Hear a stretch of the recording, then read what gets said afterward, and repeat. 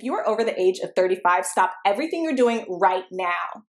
After a lifetime of eating fatty foods, you may run the risks of a stroke or heart attack due to plaque buildup in your veins and arteries.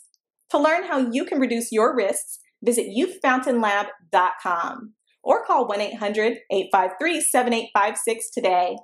This may be a life-changing call for you or someone you love. Thank you, and we hope to hear from you. Benny Lasbury was a young, poor African-American kid who inadvertently got caught up in the mob when he came to the aid of a mafia captain under the attack by a group of assassins.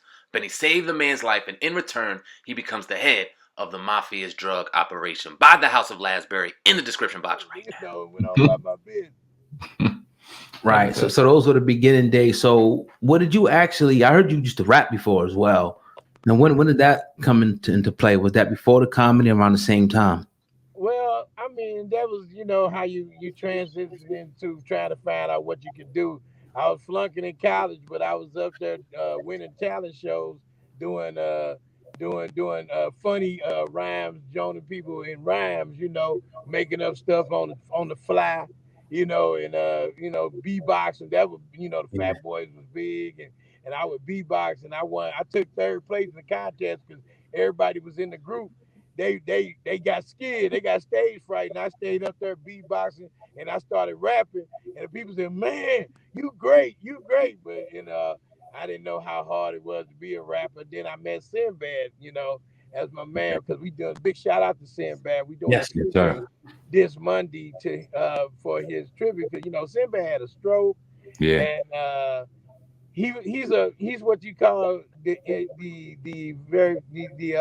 comparable road warrior. You know what I'm saying?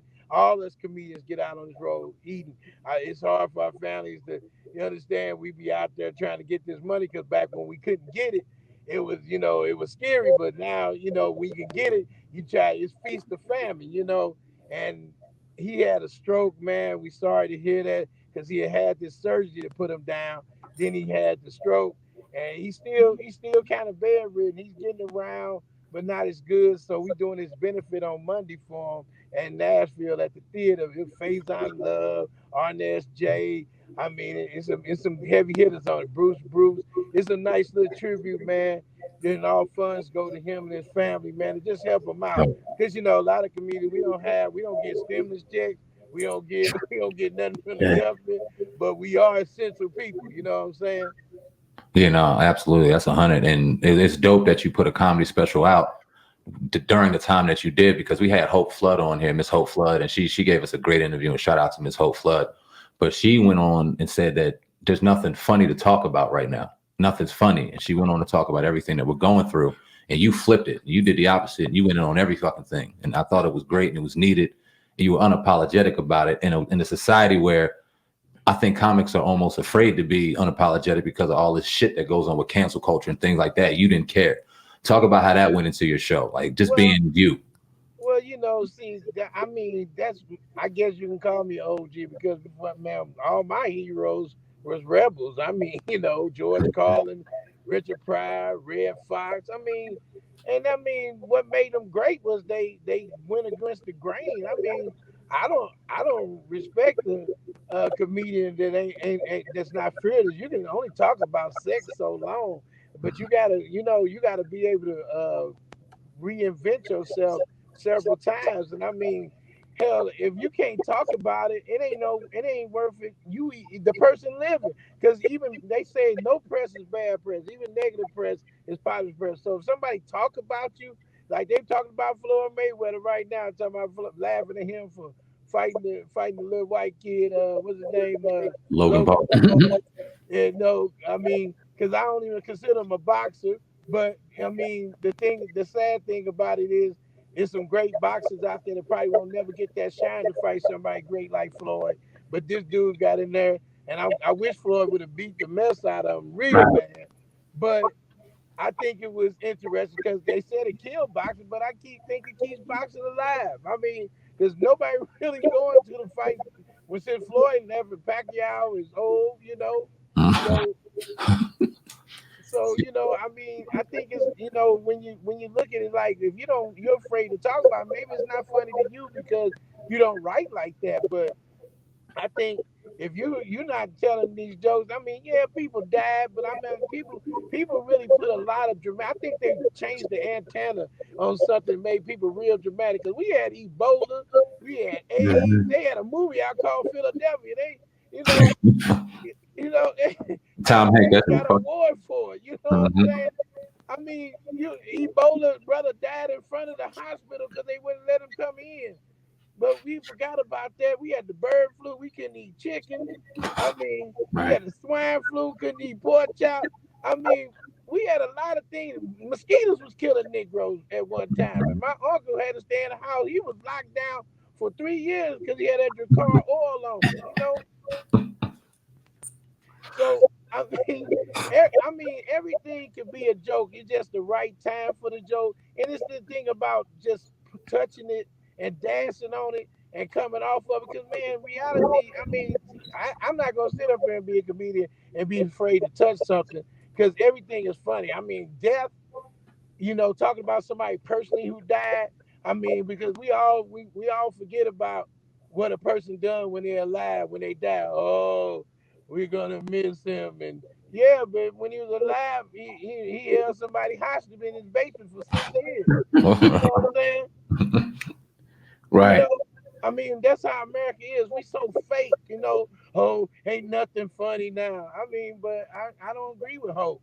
I mean, I love Hope. Hope good people, but I just don't agree with it. I mean, if you can talk about sex, you can talk about everything else. That's why I'm with it on it. I'm cut different though. I think that I'm always writing and I'm always on stage giving it to it because I don't want to get comfortable just talk about the same old thing. You know what I mean? Hmm. And that's where it brings guys like you to. Yeah, I appreciate y'all watching the special. I honor that because a lot of people, a lot of times you put something out and people don't even watch it, and they be like, "When your next special, brother? I just did one last week." You That's know, true though. so I mean, and I think content is content, and I respect people like Cat Williams. Who Cat Williams he got on stage 9 specials and kept it real and just talk about it. And I remember Cat, he was open for me. And then he became the man and he didn't just stick to the pimping stuff. Cat talked about relevant, controversial things that comedians, you gotta make it laugh because sometimes you make it laugh to stand in front of people and put it in their ear to make them understand, man, hey man, sometimes we being bamboozled. I mean, we talk about this racism. Everything ain't racism. American Marcos is not racism because she just got Black Thursday. You know, I mean, we gotta understand. We gotta be honest with ourselves sometimes as people. But in America, we got a lot of things that we need to joke about and put them out there because we get looked over as Black people all the time. And sometimes you got to make jokes about people who getting a break that we ain't getting. You know. Right. And I just talk about everything. I mean, we had a pandemic. We was locked in the house. You don't have no jokes about being locked in the house.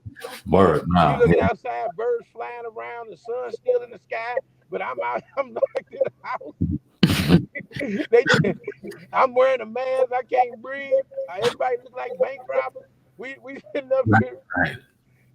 Some of these people, I seen some people out of shape shouldn't have had no mask on. They can't breathe I right. know.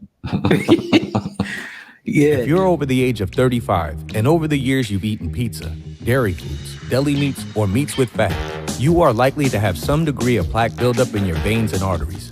This increases your risk of suffering a stroke or heart attack exponentially, and no one wants such a catastrophic event to occur.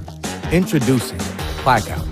Blackout is made of all natural ingredients proven to help dissolve clots in the blood, remove calcium deposits and plaque from the walls of veins and arteries, improve viscosity of the blood, improve elasticity of the veins and arteries, treat varicose veins, and prevent the reoccurrence of plaque buildup.